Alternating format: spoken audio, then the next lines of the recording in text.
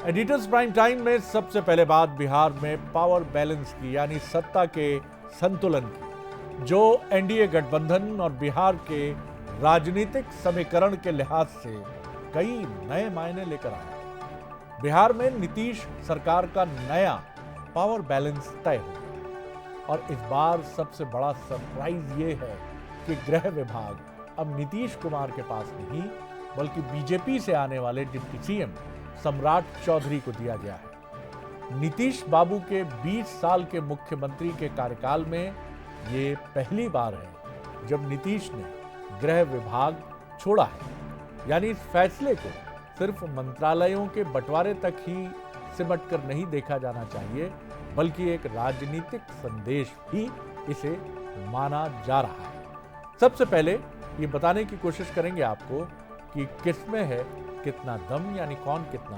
ताकतवर। Deputy CM सम्राट चौधरी गृह मंत्रालय, और जिसके पास गृह मंत्रालय होता है वो नेक्स्ट टू सीएम।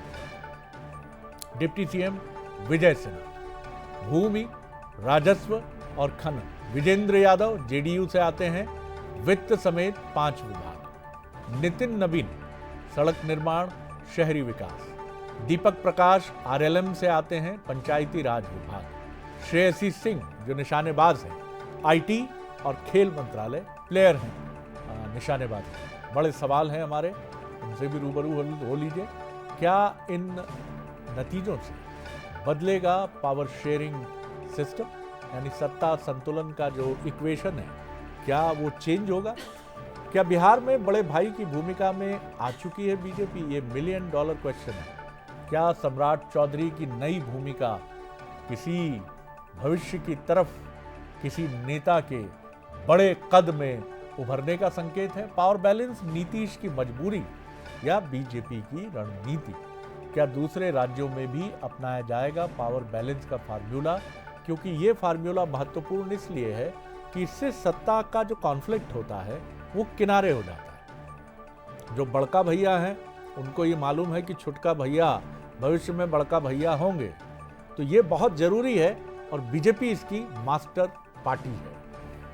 हालांकि कई बातें सिर्फ समीकरणों में ही नहीं तस्वीरों से भी झलक जाती हैं। बिहार में शपथ के बाद जब प्रधानमंत्री मोदी पटना से रवाना हुए तो नीतीश बाबू एकदम उनके चरण छूकर आशीर्वाद लेते नजर आए।